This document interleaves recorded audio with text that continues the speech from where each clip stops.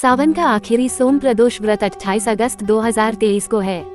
इस दिन सावन सोमवार भी है। कुंडली में चंद्र दोष और तनाव से मुक्ति पाने के लिए प्रदोष व्रत बहुत खास माना जाता है। खासकर सोम प्रदोष व्रत के दिन शिवलिंग में स्वयं शिव का वास होता है। इस दिन शिवलिंग का जलाभिषेक करने से महादेव बहुत प्रसन्न होते हैं। सोम प्रदोष व्रत कथा। एक नगर में एक ब्राह्मणी रहती थी। उसके पति का स्वर्गवास हो गया था।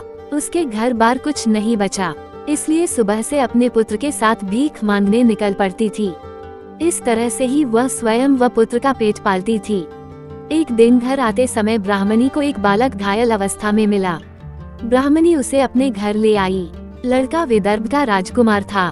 शत्रु सैनिकों ने उसके राज्य पर आक्रमण किया और उसके पिता को बंदी बनाकर उसके राज्य पर अधिकार कर लिया। इसलिए वह मारा मारा फिर रहा था। राजकुमार ब्राह्मण पुत्र के साथ ब्राह्मणी के घर रहने लगा। एक दिन अंशुमति नामक एक गंधर्व कन्या ने राजकुमार को देखा और उस पर मोहित हो गई। अगले दिन वह अपने माता पिता को राजकुमार से मिलाने लाई। कुछ दिनों बाद अंशुमति के माता पिता को शंकर भगवान ने स्वप्न में आदेश दिया कि राजकुमार और अंशुमति का विवाह कर दिया जाए। उन्होंने वैसा ही किया। वह विधवा ब्राह्मणी प्रदोष व्रत करती थी। उनके प्रदोष व्रत का ही प्रभाव था कि राजकुमार ने गंधर्वराज की सेना की सहायता से विदर्भ से शत्रुओं को भगाया और अपने पिता का राज्य पुनः प्राप्त किया और सुखपूर्वक जीवन व्यतीत करने लगा। राजकुमार ने ब्राह्मणी के पुत्र को अपना प्रधानमंत्री बना लिया।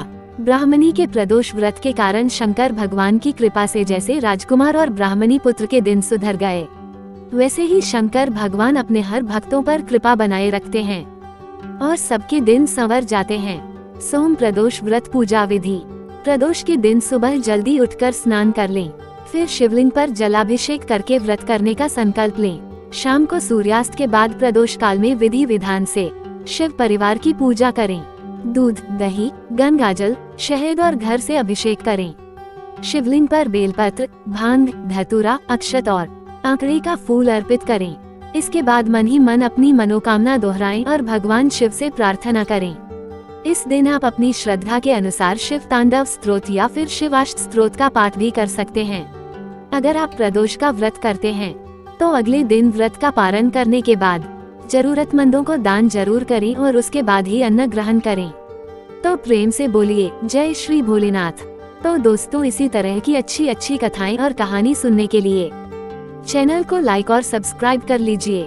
धन्यवाद दोस्तों।